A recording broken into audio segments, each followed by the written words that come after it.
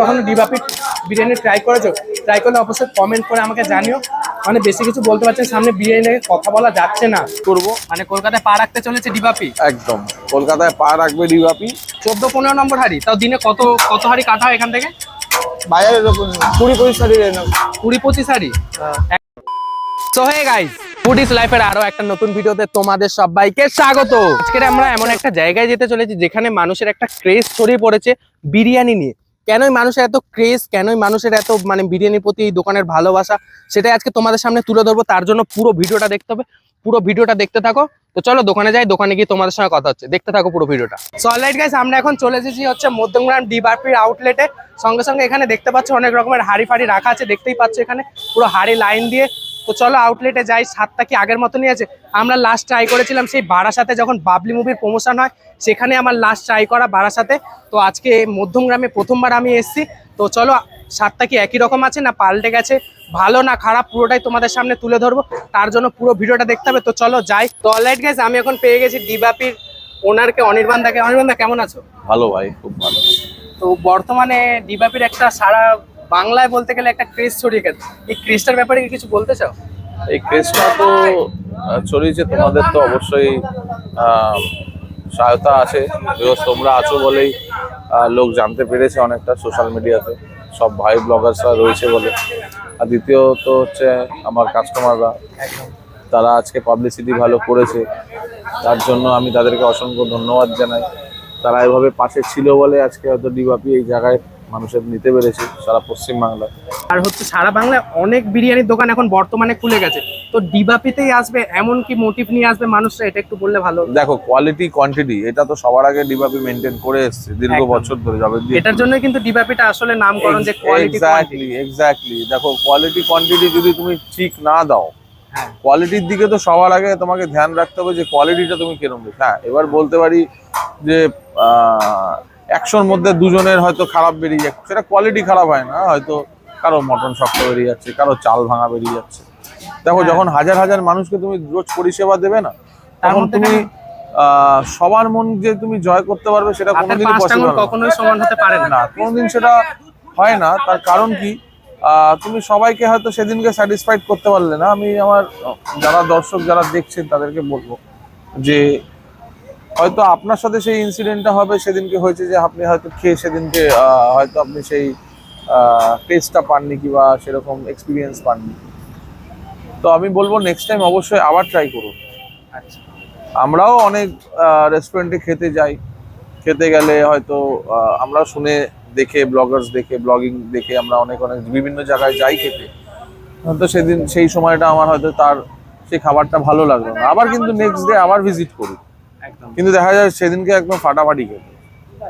প্রত্যেকদিন খাবার তো একই হতে পারে না, কিন্তু 100 দিন দেখো, প্রত্যেক দিন আমার এখানে হাজার হাজার মানুষ খায়, হাজার হাজার মানুষ পার ডে। এবার তার মধ্যেও আমি চেষ্টা করি যে আমার ফুল এফার্টটা দেওয়ার, একদম। কিন্তু হয়তো কোনোভাবে সেটা সম্ভব হয়ে ওঠে না। কিন্তু বুঝতেই পারো, একটা যদি বিয়ে বাড়িতে মানুষ পরিষেবা দেয়, খাবার দেয়, তাকেও তুমি বিয়ে বাড়িতে যদি কাউকে নিমন্ত্রণ করে খাও, তুমি সেখানেও কিন্তু পুরো তুমি যে নাম পাবে সেটাও কিন্তু হয় না, পাবে না কোনোদিনও, কারো কিছু না কিছু প্রবলেম থাকবেই। একদম। তো এটা হয়ই জিনিসটা, কিন্তু আমরা তার মধ্যেও চেষ্টা করি যে মানুষকে 100% স্যাটিসফ্যাকশন দেওয়ার খাওয়ার দিকে। অবশ্যই আমরা দাম নিচ্ছি, আমরা যদি তাদেরকে সেই জিনিসটা না দিতে পারি, সেটা তাহলে আমাদের প্রত্যেকেরই ব্যর্থতা হবে। ভালো খাবার সবসময় খাওয়াতে, আর এই ফ্রেমটা আজকে রয়েছে বলেই মানুষ ডিবাপিকে ভালোবেসেছে, এই জায়গাটা এনেছে। তো আমরা আগামী দিন আরো চেষ্টা করব যে আরো যদি কিছু ভালো হয়। তো আমরা কি গ্রাম ছেড়ে শহরেও কি ডিবাপিকে দেখতে পাবো? এখন যদি সবার মধ্যে এটা এক্সপ্লেন করে দিই সেটা ঠিক হবে না, তবে হ্যাঁ, খুব শিগগিরই আমরা কলকাতায় লঞ্চ করব। মানে কলকাতায় পা রাখতে চলেছে ডিবাপি। একদম, কলকাতায় পা রাখবে ডিবাপি, আর আগামী বছরের মধ্যেই পা রাখবো। কেন, সাউথের মানুষরা চায় যে ডিবাপি আসুক। একদম। তো সেটা আমি যাতে সেই পরিষেবাটা যাতে যাতে দিতে পারি, আমি অবশ্যই চেষ্টা করছি। আর হয়তো সামনের বছরের মধ্যে ওটা হয়ে যাবে। সামনের বছরের মধ্যে তাহলে নতুন একটা আউটলেট দেখতে চলেছি কলকাতার বুকে। তোমরা যেমন কি দাদার মুখে শুনতেই পেলে, তো কলকাতার মানুষরাও ওয়েট করো একটু, ডিবাপি কিন্তু তোমাদের শহরেও আসছে। তো চলো বিরিয়ানিটা খাওয়া যাক এবার। অলরাইট গাইস, দেখতে পাচ্ছ এখন বিরিয়ানির হাঁড়ি খুলে গেল, নতুন একটা হাঁড়ি। দাদা এটা কত নম্বর হাড়ি? 14-15 14-15 নম্বর হাড়ি। তাও দিনে কত কত হাড়ি কাটা হয় এখান থেকে? বাজারের উপর 20-25 শাড়ি রেট 20-25 হাড়ি। এখন দেখতে পাচ্ছ ঘড়ির কাটায় কিন্তু 8:37 বাজে, এখন 14 নম্বর হাড়ি। দোকান কটা পর্যন্ত খোলা থাকে? 11টা 11টা পর্যন্ত। তো দোকান 11টা পর্যন্ত খোলা থাকে, দেখতেই পাচ্ছ। এখন আমার কাছে চলেছে ডিবাপি স্পেশাল বিরিয়ানি, যেটার দাম হচ্ছে 600 টাকা। যেখানে আছে হচ্ছে 2 পিস মাটন, তার সঙ্গে রয়েছে 2 পিস আলু, আর সঙ্গে আনলিমিটেড রাইস, একজনের জন্য আনলিমিটেড রাইস। দেখতে পাচ্ছ মাটনের সাইজগুলো। ডিবাপির কোয়ালিটি নিয়ে কোনো আঙুল তোলার আমার কোনো প্রশ্নই ওঠে না। তোমরা এতদিনে সবাই হয়তো জেনে গেছো ডিবাপির কোয়ালিটি নিয়ে আমি কিছু বলতে চাই না, কোয়ান্টিটিও যথেষ্ট ভালো। তো চলো একবার ট্রাই করি। তাও ডিবাপি নিয়ে আমার আলাদা করে কিছু বলার নেই, তোমরা এতদিনে হয়তো জেনেই গেছো। তো চলো একটু ট্রাই করি। তো সঙ্গে কিন্তু আমাদের এখানে আছে ধনেপাতার চাটনি আর স্যালাড। তো চলো একবার ট্রাই করি বিরিয়ানিটা। দেখতে পাচ্ছ এই হচ্ছে বিরিয়ানি, সব থেকে কস্টলি চাল দিয়ে এখানে বিরিয়ানিটা তৈরি করা হয়। আর মানে কলকাতা কি সারা ওয়েস্ট বেঙ্গলে নাকি এত কস্টলি চাল দিয়ে বিরিয়ানি কোথাও তৈরি করা হয় না, যেটা এমনটাই অনির্বাণ দা আমাদের বললো। তো চলো এবার একটু বিরিয়ানিটা ট্রাই করা যাক। দেখতে পাচ্ছ পুরো একদম থল একদম চর্বিওয়ালা পিস। তো চলো একটু ট্রাই করি।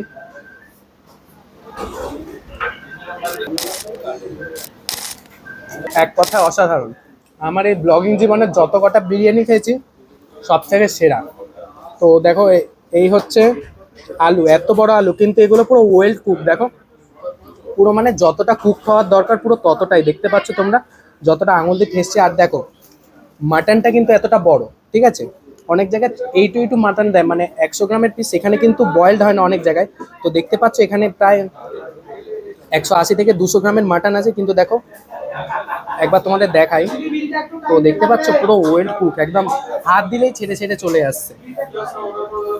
এই হচ্ছে ডিবাপি। মানে মানুষ ভাইরাল এমনি হয় না, বা ডিবাপির 4টে আউটলেট এমনি খোলেনি, মানে এদের কোয়ান্টিটি যথেষ্ট ভালো।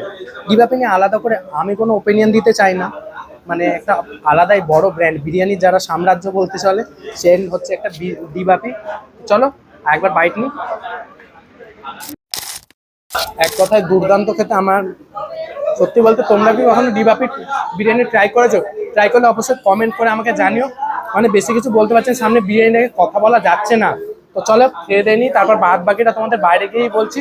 তো তার জন্য পুরো ভিডিওটা দেখতে থাকো, পুরো ভিডিওটা দেখতে হবে কিন্তু। চলো খেয়ে নিই। আমার মনে হয় যে ওই 60-70 টাকার বিরিয়ানি খাওয়ার থেকে একদিন মানে 3 দিন টাকা জমি একদিন ডিবাপির বিরিয়ানি খাওয়া অনেক ভালো। তো তোমরাও কবে আসছো অবশ্যই কমেন্ট করে জানিও। আর আজকের ভিডিওটা ভালো লাগলে অবশ্যই লাইক, কমেন্ট আর শেয়ারটা করতে ভুলো না। চ্যানেলে নতুন হলে অবশ্যই চ্যানেলটিকে সাবস্ক্রাইব করে দিও। আবারও দেখা হবে পরবর্তী কোনো জায়গায় পরবর্তী কোনো ধামাকেদার ভিডিওর সাথে। ততক্ষণের জন্য টাটা।